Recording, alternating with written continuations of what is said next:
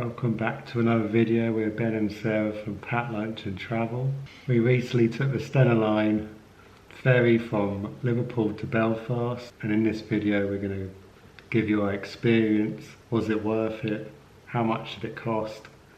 And give you a full ship tour. After our time in Europe, we needed to get out of the Schengen zone, and so we chose Ireland. There are two sailings of the Stena Line which go from Liverpool to Belfast, one in the daytime and one overnight. We chose the daytime ferry, which started for us very early in the morning, slightly earlier than planned actually, because there was a storm on the horizon for Northern Ireland. So our ferry got shifted forward a bit and we ended up driving quite quickly to the ferry at 4 in the morning. Quite a few of the roads are flooded. I have no idea how we made it in time. But we got there with about 10 minutes to spare. And we were the last car on. That's right. And it was quite an easy check-in once we got there. It was actually, yeah, just drove straight up to the little kiosk at the front of the loading area and gave the lady our names, and she got us the tickets to check us in, and the tickets were also our key card to our cabin. So no messing about when we got on the ship. We could go straight to our cabin and relax, which was exactly what we needed to do. So the ferry crossing takes around 8 hours. We were very glad of the cabin. The cabin was quite small, but it was just nice to have a bit of quiet, private space where you could put your luggage down and you could relax and chill out on the beds if you wanted to, or just sit on the bed, sit on the chairs. There was a little tiny desk area and there was a full bathroom. You could even have a shower on it if you wanted to. There was a shower in the bathroom, but it was just quiet, and that was really the main thing. We were able to have a cup of tea, we got a bit of cereal in there and just chilled out from our mad dash to the boat. So it felt very much worth paying the money to have the cabin. The rest of the ship though was pretty nice as well. We were really impressed, weren't we? Yeah, really clean and spacious. There are numerous restaurants and cafes. Yeah. We went to get a cup of tea. You could get some snacks from there. That was really good.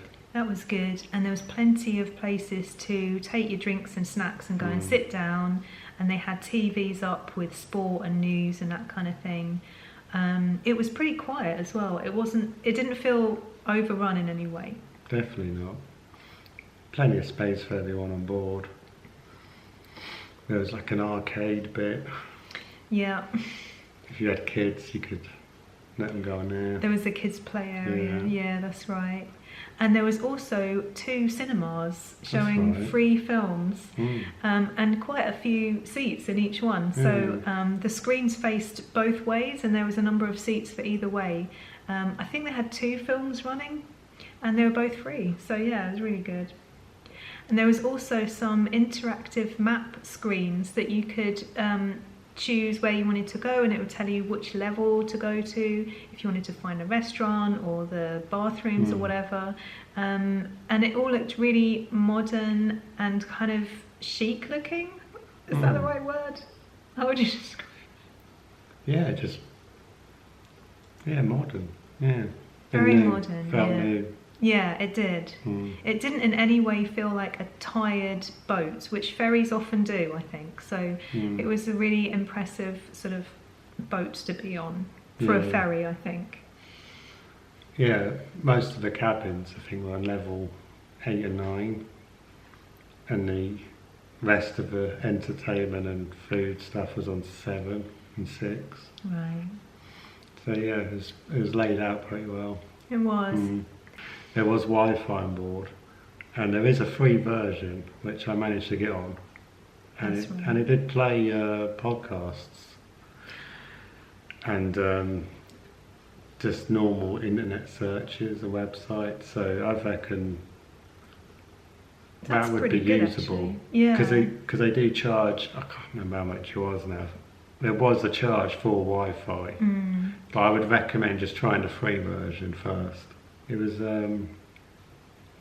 very smooth sailing, I thought. It was actually. Considering that storm was happening Yeah. around Ireland at the time, I didn't feel it at all. No. We've been on a few boats and it was not choppy at all. I was expecting the worst kind of crossing and it really wasn't.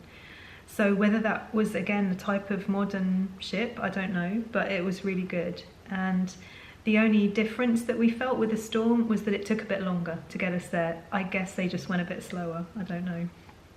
But we didn't mind that. No.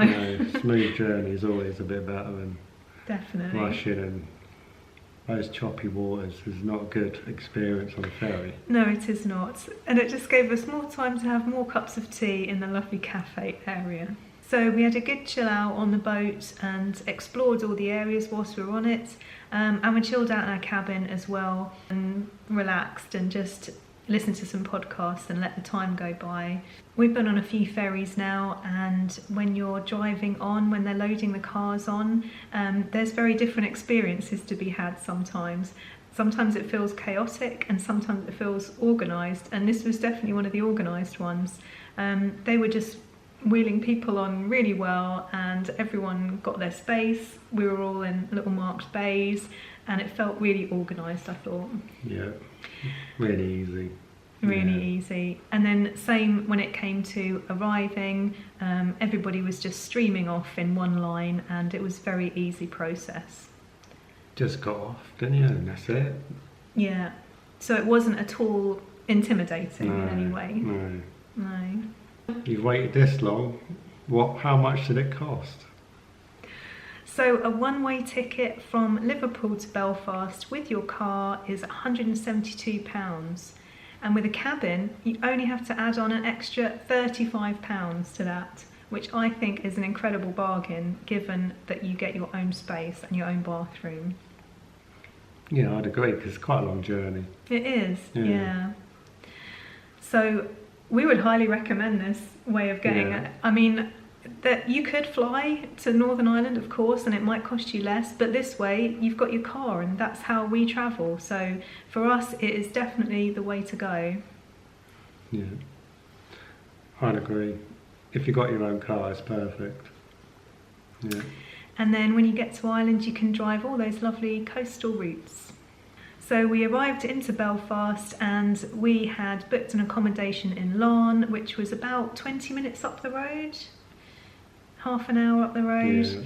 A bit longer because it was very windy and rainy again, but we did make it to our accommodation and the next videos will be from Larne. We are full-time travelling on the road, and if you like this kind of costs and breakdown videos, have a look at this playlist where we recommend lots of places that we've already been to and what it costs.